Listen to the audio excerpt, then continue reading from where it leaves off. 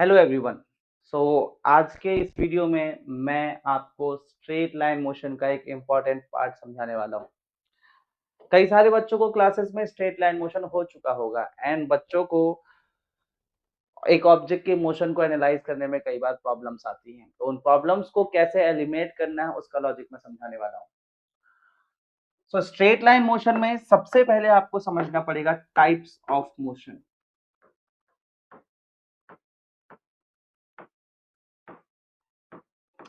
Acceleration के basis पे motion को 3 पार्ट में डिवाइड किया है। Number 1 is uniform motion,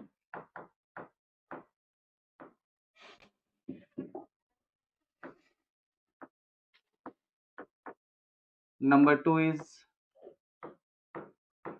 uniformly accelerated motion, and number 3 is non-uniformly accelerated motion. So uniform motion क्या होता है? ऐसा मोशन जिसमें ऑब्जेक्ट का एक्सेलरेशन 0 होता है। यूनिफॉर्मली एक्सेलरेटेड मोशन ऐसा मोशन जिसमें एक्सेलरेशन कुछ ना कुछ हो बट एक्सेलरेशन कांस्टेंट रहना चाहिए। और नॉन यूनिफॉर्मली एक्सेलरेटेड मोशन ऐसा मोशन जिसमें एक्सेलरेशन बदलने लग जाए, एक्सेलरेशन वेरिएबल हो। जब भी आपको एक ऑब्जेक्ट के मोशन को अंडरस्टैंड करना है या एनालाइज करना है, आपको सबसे पहले खुद से यही सवाल करना है कि ऑब्जेक्ट इन तीनों में से कौन सा मोशन परफॉर्म कर रहा है, क्योंकि इस पर्टिकुलर मोशन को डील करने के अलग लॉजिक, अलग फॉर्मूला होते हैं। इस मोशन को सॉल्व करने के अलग फॉर्मूला और उसको सॉल्व करने के अलग फॉर्मूलाज होते हैं। तो सबसे पहले हम लोग यूनिफॉर्म मोशन की प्रॉपर्टीज को समझते हैं। यूनिफॉर्म मोशन में एक्सेलरेशन तो 0 होता है and acceleration is responsible for changing the velocity. और अगर एक्सेलरेशन 0 है मतलब यूनिफॉर्म मोशन में वेलोसिटी कांस्टेंट रहती है। और अगर ऑब्जेक्ट की वेलोसिटी कांस्टेंट है तो डिस्प्लेसमेंट को आप सीधा लिख सकते हैं वेलोसिटी इनटू टाइम। सो ये है यूनिफॉर्म मोशन। और यूनिफॉर्म मोशन को क्वेश्चन में देने के बहुत सारे तरीके हैं। या तो वो आपको बोलेगा कि ठीक है भाई ऑब्जेक्ट का एक्सेलरेशन 0 है, या फिर वो आपको ऐसा भी बोल सकता है कि ऑब्जेक्ट की वेलोसिटी कांस्टेंट है। Now let's talk about uniformly accelerated motion। ऐसा मोशन जिसमें एक्सेलरेशन कुछ ना कुछ हो बट उसकी वैल्यू हमेशा कांस्टेंट रहनी चाहिए। और अगर एक्सेलरेशन कांस्टेंट है तब उस मोशन को डील करने के अलग फॉर्मूलाज बनते हैं। पहला फॉर्मूला होता है v equals to u plus a t. दूसरा फॉर्मूला होता है s equals to u t plus half a t square. तीसरा फॉर्मूला होता है v square equals to u square plus 2as। चौथा फॉर्मूला, वैसे यही 3 मेन फॉर्मूला होते हैं, इनसे ही आप यूनिफॉर्मली एक्सेलरेटेड मोशन के सारे क्वेश्चन सॉल्व कर सकते हो। But there are 3 more additional formulas, अगर वो आपको याद रहे तो कुछ कुछ क्वेश्चंस में आपकी स्पीड बढ़ जाती है। So fourth formula is s equals to vt minus half at square. Now what is the difference between second formula and fourth formula? Second formula में डिस्प्लेसमेंट इनिशियल वेलोसिटी के टर्म में and fourth formula में displacement final velocity के term में है। मतलब अगर आपको इनिशियल वेलोसिटी पता है, डिस्प्लेसमेंट ढूंढना, आप सेकंड फॉर्मूला यूज करोगे। फाइनल वेलोसिटी पता है, डिस्प्लेसमेंट ढूंढना, आप फोर्थ फॉर्मूला यूज करोगे, उस टाइप का। Now fifth formula is s equals to v plus u by 2 whole multiplied by t। And ये भी डिस्प्लेसमेंट का फॉर्मूला, बट फिफ्थ फॉर्मूला और सेकंड फॉर्मूला में क्या डिफरेंस है? फिफ्थ फॉर्मूला को अगर आपको यूज करना है तो आपको ऑब्जेक्ट का एक्सेलरेशन पता होना चाहिए। बट अगर आपको ऑब्जेक्ट का इनिशियल और फाइनल वेलोसिटी पता है, टाइम पता है, डिस्प्लेसमेंट ढूंढना बिना एक्सेलरेशन के, you can use fifth formula. Now last formula is displacement in n second, sn it is equal to u plus a by 2 into 2n minus 1। So अगर motion uniformly accelerated है तो उसको solve करने के लिए ये list of formulas बनते हैं। Now let's talk about third type of motion. ऐसा मोशन जिसमें एक्सेलरेशन हो बट उसकी वैल्यू वेरिएबल हो, एक्सेलरेशन लगातार बदले। और अगर एक्सेलरेशन वेरिएबल है तो उसको डील करने के लिए आपको कैलकुलस का सहारा लेना पड़ता है। तो यहाँ पे डिफरेंशिएशन इंटीग्रेशन यूज होते हैं।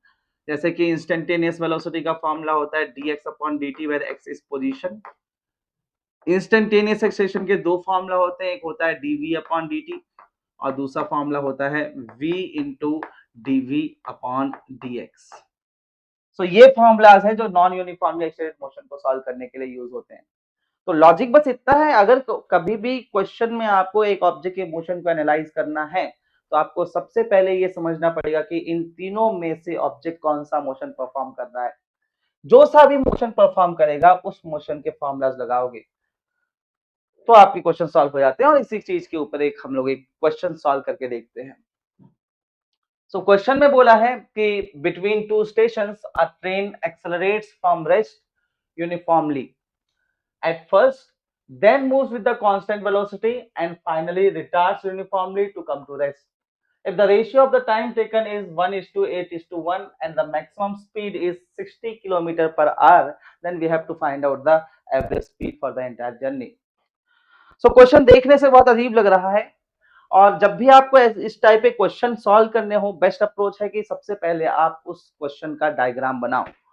डायग्राम जब आप बनाते हो तो आपको सिचुएशन का काफी बेटर क्लैरिटी मिलता है और फिर आप आइडेंटिफाई कर पाते कि ओके कौन से फॉर्मूलाज लगाने चाहिए, कौन से फॉर्मूला नहीं लगाने चाहिए।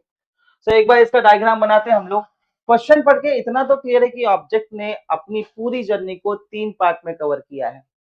तो 3 पार्ट बनाते हैं। मान लो उसने मोशन ए से स्टार्ट किया, ए से वही ऑब्जेक्ट मूव करते करते करते करते करते बी पर पहुंचा, बी से मूव करते करते करते करते करते करते सी पर पहुंचा और सी से फिर मूव करते हुए कहां पर पहुंचा, मान लो डी तक।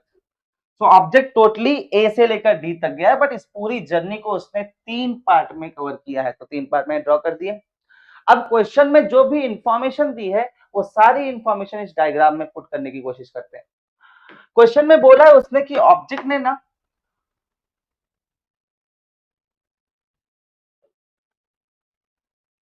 अपना जो जर्नी है वो रेस्ट से स्टार्ट किया है। रेस्ट से स्टार्ट किया मतलब अपने डायग्राम में ऑब्जेक्ट ने अपना मोशन ए वाले पॉइंट से स्टार्ट किया, मतलब इस जगह पे आपका ऑब्जेक्ट कैसा रहा होगा, रेस्ट पे। मतलब यहां पे ऑब्जेक्ट की वेलोसिटी कितनी हो जाएगी, 0।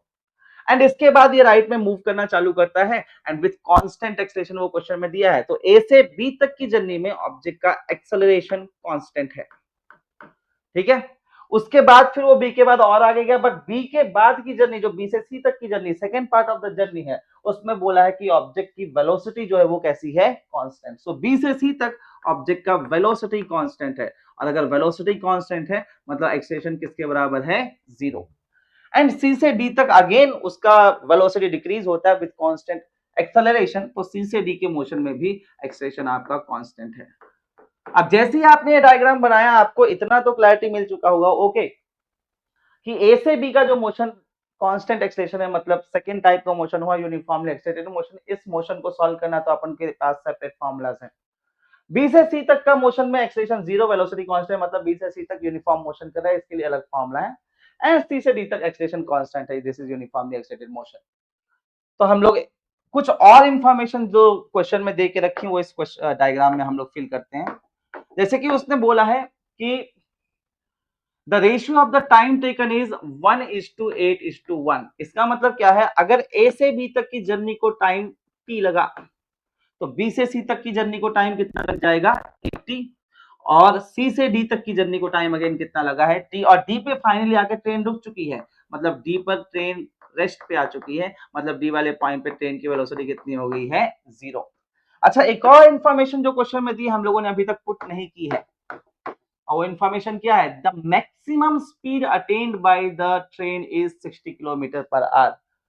ट्रेन की मैक्सिमम स्पीड 60 है। अच्छा देखो ध्यान से, ए वाले पॉइंट पे ट्रेन रेस्ट पे थी, उसके बाद वो एक्सलेट करना चालू कर रही, मतलब उसकी स्पीड बढ़ रही बढ़ रही बढ़ रही बढ़ रही, कब तक बढ़ी, बी तक, और बी के बाद स्पीड कांस्टेंट हो गई है। सो किसी ने बोला मैक्सिमम स्पीड किस जगह पे मिलेगी, मैं बोलूंगा बी है उसके बाद वाली लोकेशन पे उसकी मैक्सिमम स्पीड होगी। तो बी वाले पॉइंट की स्पीड हमको देके रखी which is 60 kilometre per hour. और बी से सी तक ऑब्जेक्ट की वेलोसिटी कांस्टेंट है, मतलब बी वाले पॉइंट पे इस जगह पे सब जगह पे उसकी वेलोसिटी सेम रहेगी। तो यहाँ 60, यहाँ भी 60, यहाँ भी 60, यहाँ भी 60, एंड सी वाले पॉइंट पे भी गाड़ी की वेलोसिटी रहेगी 60 किलोमीटर पर आवर। और उसके बाद सी के बाद गाड़ी की वेलोसिटी कम होने लगी, 60 के बाद 50, 40, 30 एंड फाइनली डी पे आके रेस्ट आगे वेलोसिटी 0 हो गई है। So this is the entire motion. जो भी क्वेश्चन में इंफॉर्मेशन दी है वो सब मैंने डायग्राम में फिल कर लिया। अब हम लोग को एवरेज स्पीड ढूंढना है। सो एवरेज स्पीड ढूंढेंगे कैसे भाई, एवरेज स्पीड का फॉर्मूला हमको पता होना चाहिए। The formula for average speed is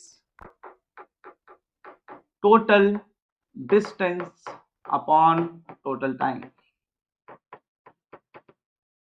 so अगर आप समहाउ टोटल डिस्टेंस ढूंढो तो टोटल टाइम से उसको डिवाइड कर दोगे, आपको एवरेज स्पीड मिल जाएगी। मुझे लगता है टोटल टाइम तो हम लोग निकाल सकते हैं। ए से बी तक जाने का टाइम t है, बी से सी तक जाने का टाइम 8t है और सी से डी तक जाने का टाइम अगेन t है। तो टोटल टाइम निकालना तो सारे टाइम को ऐड करोगे, that is going to be t plus 8t plus t which is going to be 10t। अब अगर समहाउ मुझे टोटल डिस्टेंस मिल जाए तो मेरा आंसर आ जाएगा। और टोटल डिस्टेंस कैसे निकाला जाएगा मैं बोलूंगा, बहुत सिंपल है। अगर आप ए से बी का मोशन देखो तो ए से बी तक ऑब्जेक्ट इतना आगे गया, this is the distance travel between a to b का जर्नी, इस डिस्टेंस को मैं d1 बोल रहा हूं। बी से सी तक ऑब्जेक्ट इतना आगे गया है, इस डिस्टेंस को मैं d2 बोल रहा हूं। और सी से डी तक ऑब्जेक्ट इतना आगे गया है, इस डिस्टेंस को मैं क्या बोल रहा हूं, d3। अगर मैं d1 निकाल लूं, d2 निकाल लूं और d3 निकाल लूं और सबको ऐड कर दो तो मुझे टोटल डिस्टेंस मिल जाएगा।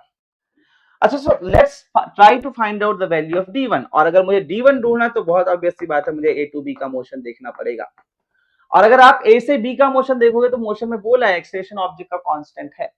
और अगर ऑब्जेक्ट का एक्सेलरेशन कांस्टेंट है मतलब मोशन हुआ यूनिफॉर्मली एक्सेलरेटेड, और यूनिफॉर्मली एक्सेलरेटेड मोशन में डिस्प्लेसमेंट ढूंढने के अपने पास 1 2 3 फार्मूलाज हैं। अब सवाल यह है कि इन तीनों फार्मूलाज में से कौन सा फार्मूला यूज करना चाहिए। मैं बोलूंगा थोड़ा लॉजिकली सोचते हैं। ए से बी की जर्नी में आपको इनिशियल लोकेशन की वेलोसिटी पता है, फाइनल लोकेशन की भी वेलोसिटी पता है, और ए से बी तक जाने का टाइम पता है, और आपको डिस्प्लेसमेंट ढूंढना है। तो v पता है, u पता है, t पता है, s ढूंढना है, then you will use the formula s equals to v plus u by 2 into t। तो डिस्प्लेसमेंट ए से बी का हुआ है d1, v is final velocity which is going to be 60, u is initial velocity, a initial location, यहाँ पे velocity 0 है, by 2 into time t। तो 60 by 2 it is going to be 30। तो d1 की वैल्यू आ जाएगी 30t। ये d1 मिल चुका। Now let's try to find out the d2, मतलब यहां से यहां का डिस्टेंस। अब अगर हम लोग ध्यान से देखें तो b से c का मोशन जो है, b से c के मोशन में ऑब्जेक्ट का एक्सेलरेशन 0, मतलब ये यूनिफॉर्म मोशन है, और यूनिफॉर्म मोशन में डिस्प्लेसमेंट सीधा किसके बराबर होता है, वेलोसिटी इनटू टाइम। सो बी से सी तक डिस्प्लेसमेंट हुआ है आपका d2, बी से सी तक जाने की वेलोसिटी 60 थी जो कि कांस्टेंट है, और इनटू कितने टाइम के लिए चला है, वो 80 सेकंड टाइम के लिए। तो 60 into 80 480t। Now let's try to find out the displacement from C to D. अगर आप ध्यान से देखो तो सी टू डी भी ऑब्जेक्ट का एक्सेलरेशन कांस्टेंट बोला है। एक्सेलरेशन कांस्टेंट मतलब यूनिफॉर्मली एक्सेलरेटेड मोशन है, और यूनिफॉर्मली एक्सेलरेटेड मोशन को डील करने के लिए ये वाले फॉर्मूलाज आपको यूज करने पड़ेंगे। सो अगेन हम लोग सेम कहानी यूज करेंगे, डिस्प्लेसमेंट को लिखेंगे s equals to v plus u divided by 2 into time t। c से d का डिस्प्लेसमेंट d3 आया है, v आपका final velocity which is nothing but 0, u आपका initial velocity which is nothing but 60 and by 2 whole multiply by time. c से d तक जाने का टाइम उसने t देके रखा है। सो d3 की वैल्यू आ जाएगी 60 by 2 that is 30, 30 into t is going to be 30t। और अगर मुझे टोटल डिस्टेंस चाहिए तो आप इन सारे डिस्टेंस को आप क्या कर दोगे, ऐड। तो 30 plus 30 that is going to be 60, 60 plus 480 this is going to be 540t। तो टोटल डिस्टेंस आपका हो गया है 540t। और एक अच्छी चीज नोटिस हम लोग कर पा रहे हैं कि t से t कैंसिल हो चुका है, t हम लोगों ने खुद से इंट्रोड्यूस किया है, वो अपने आप एलिमिनेट भी हो चुका है, और 0 से 0 कैंसिल हो जाएगा। The answer will be 54 kilometre per hour. और यहाँ पे देखा जाए तो ऑप्शन नंबर 3 करेक्ट है। तो इसी तरीके से आपको बाकी मोशंस भी एनालाइज करने पड़ेंगे। आज के लिए बस इतना ही।